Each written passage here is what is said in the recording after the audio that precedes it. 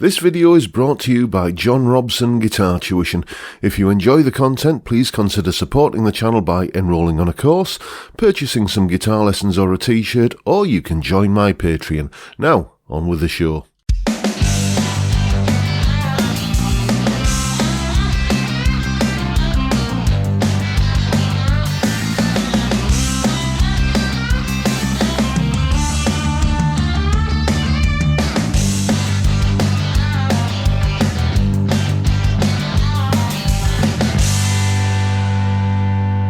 Hello chaps, welcome once again to John Robson Guitar Tuition. As always, I do hope you're well.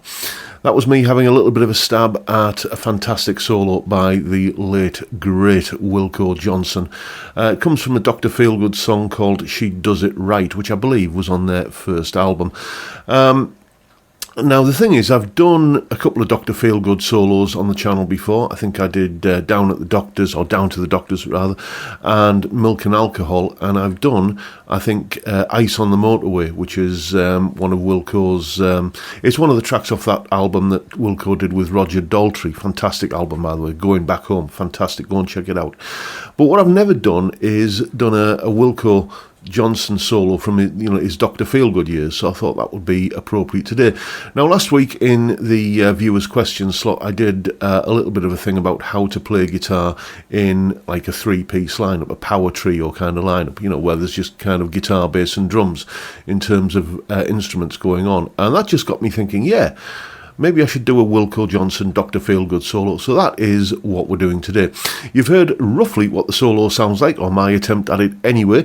Now let's have a little bit of a look at what's going on in the solo. Solo explanation. Okay, then what we're going to do now is take a little bit of a look at the kind of approach that Wilko Johnson would take when playing a solo. What we're not going to do is have a meticulously accurate breakdown of every last nuance and note that he played in the solo, because, to be honest, even I didn't stick religiously to the tab that I'd written out of the solo. So we're just going to take a bit of an overview and essentially try and concentrate more on the what makes a solo like this tick and the approaches that he used.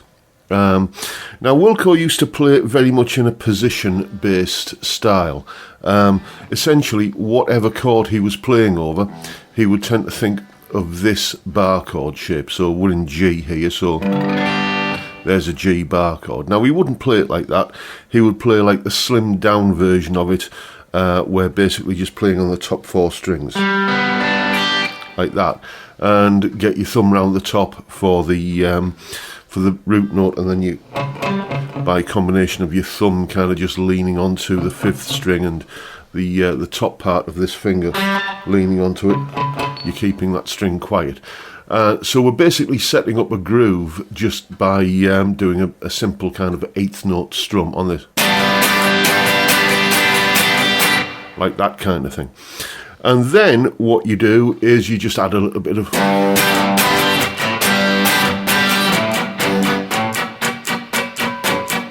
muting like that.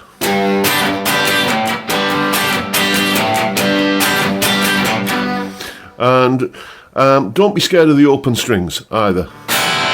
Those notes in G, at least, certainly in this solo, are all in key. And so getting the odd little, usually an upstroke in on the open strings, is just all adds to the grittiness and the feel of it. The other thing that he would do is combine with this chord shape, he would combine the usual sort of box one pentatonic scale with it, but again, just kind of coming from the top four strings,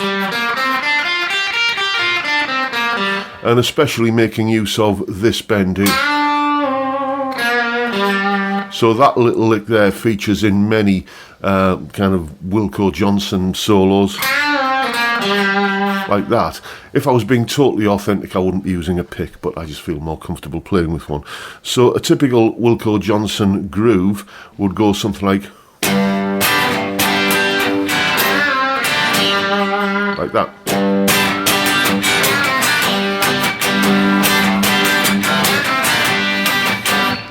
notice the strumming hand never stops. It's that keeps the overall illusion of there being a rhythm guitarist there while he's putting the licks in, because the rhythm, even if it's only being maintained on that kind of thing, muted strings, it acts as a percussion instrument. It just fills out the sound. So we can do exactly the same thing when we go up to the C chord.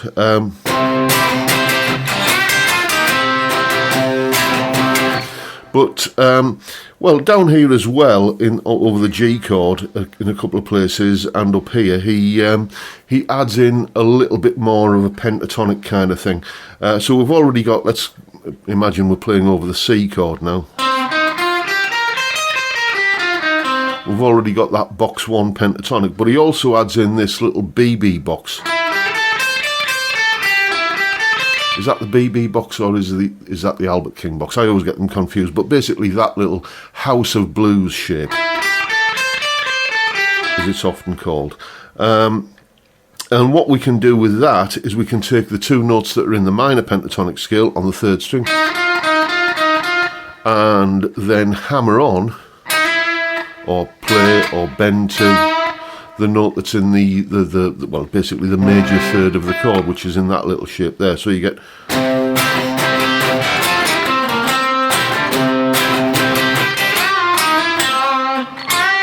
there's that little bend there again, but you see how I finished it this time with that there. And we also get these notes cropping up as well. I think the first time he goes to the C chord in the solo, it's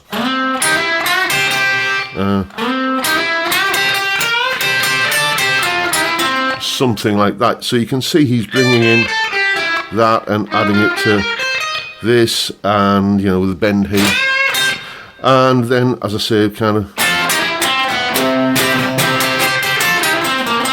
doing that sort of thing.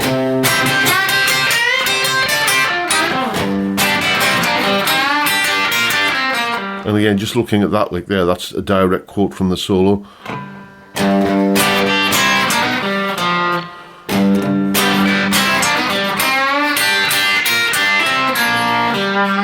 Again, you can see that pentatonic shape in there, and adding this in here, just going for that major 3rd, like that, and all the while keeping the down up strumming going. So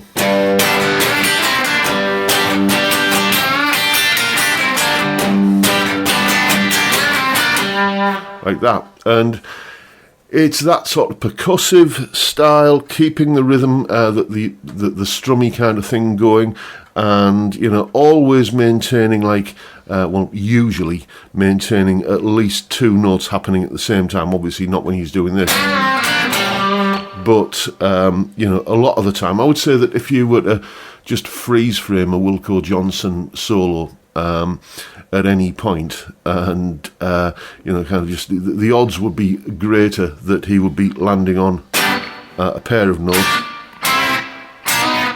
like that than just kind of a single note like that. So it's about maintaining the number of notes that you're playing, double stops, partial chords, and so on, just to kind of, as I say, fill out the sound and keep that 3-piece kind of thing going, basically. So there you go. That is a little insight into Wilko Johnson. Just to summarise, this chord shape, this little minor pentatonic lick,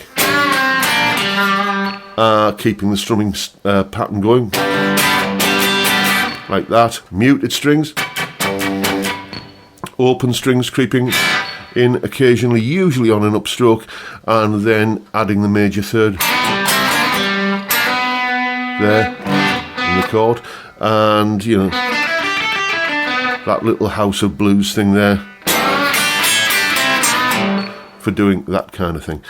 But above all, concentrate on just keeping that rhythmic element of it going. Can't stress that highly enough.